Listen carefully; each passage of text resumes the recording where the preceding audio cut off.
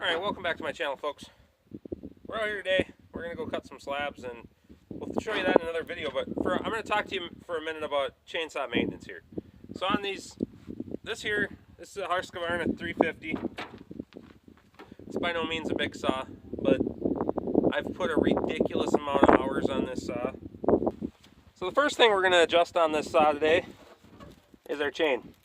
You can see that's pretty loose. That's hanging down there. The way you want to do that is you want to loosen up your bar. There's two nuts on here.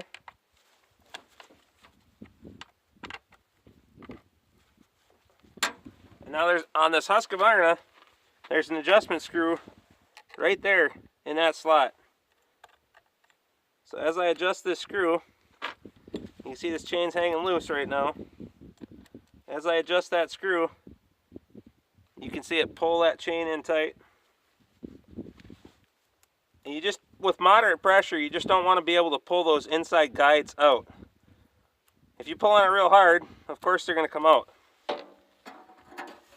One thing I like to do is rock the saw forward and push the bar up, because that's the normal cutting position, and that'll actually loosen that chain a little bit more. So we just snug it a little bit more.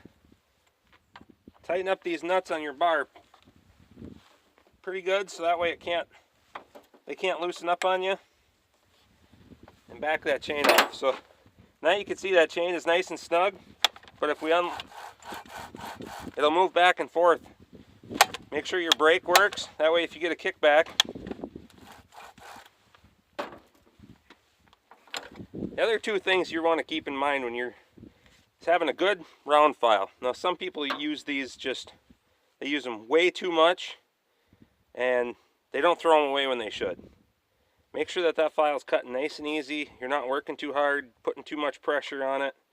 Makes your job a lot easier, and they're only like $1. So if it gets wore out, throw it away. Gets plugged up, throw it away.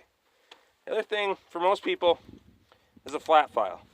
That flat file is used for taking the rakers down. Now the raker sits in front of the tooth, right there. And that's the what controls the depth of your cut. Now you'll probably notice on this chain that there's almost nothing there. I'll get into why there isn't much of a raker on these chains at another point, but for me, I don't like to take that chain out of the box, throw it on there. You can go to any department store, throw a chain on there. It's going to cut fine for you. I want something that's a little bit more aggressive. So yes, I knock those rakers down almost completely off there. And that way I got a real aggressive bite. But you have to watch the tip of your saw. You have to make sure you're in control of that thing, because if it kicks back, it's coming back hard and fast. And I'd be lying if I say I've never been bit by the saw, but I have been bit by the saw. So if you're going to get into modifying those rakers, when I do that on a later video, keep in mind it can get very dangerous very fast. But we'll cover that another time. So right now we got the chain adjusted. We're going to mix up some gas. Now, most of the time when you get into mixing gas for these things, you're going to get into measuring out your two-stroke oil and all that stuff. One thing that I found is this tall timber all-in-one mix. This will go from 24-to-1 to 50-to-1, and you mix 1 bottle per gallon. You don't have to get into measuring out so many ounces per gallon and all that stuff. 1 bottle per gallon. It works great. I've ran my saw on this for 5 or 6 years now. I haven't had any issues at all. So it's really convenient. It's really fast. It's a lot better than having to measure that stuff out. So we're going to mix up some gas here quick.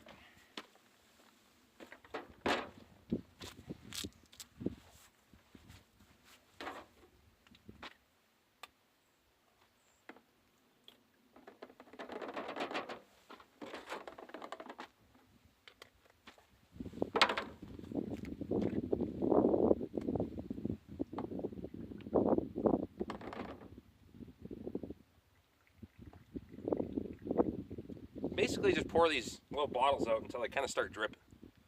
You don't have to get every last drop out of it, just until the stream quits and starts dripping. Good enough.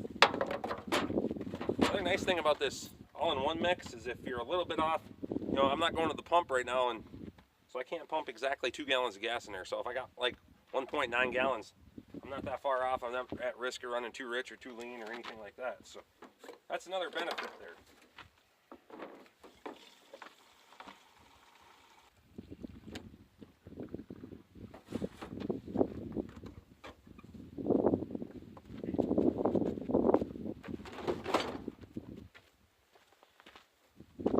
Alright, so now we got our oil in there. Get a couple gallons of gas in there. We're just going to switch that a little bit. Back and forth, get her mixed up a little bit. Good enough. Now with your bar and chain oil, I know everybody's instinct is to go out and buy the cheapest crap they can buy. Because it's bar and chain oil, right? It's just expendable. Well, you want a good thick substance in your bar and chain oil. Something that's kind of stringy, gooey, especially in the fall. You can cut back to a lighter stuff in the fall because it's colder outside and the oil's going to be thicker. But in the summertime, especially when it's warmer out, go with a good bar and chain oil. It's going to make things a lot easier for you. It's not going to wear your bar as fast. It's not going to wear your chain as fast. Pretty soon you'll see your edges start mushrooming over on your bar and things like that because you're running cheap oil. And if you run good oil in it, it'll prevent a lot of that. So we're going to fill this up with oil.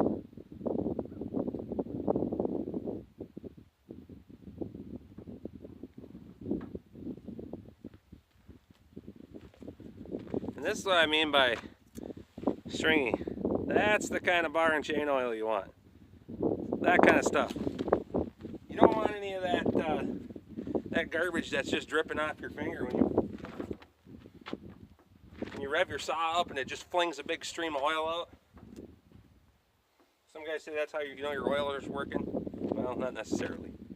That's how you know all your oil is flying off the end of your bar and it's not doing anything for you. So we're going to fill this thing up with gas, and we are going to go over and cut some slabs. So jump over and check out that video. I do appreciate you guys watching. Please like and subscribe. Feel free to leave questions and comments below, and we'll catch you on the next one.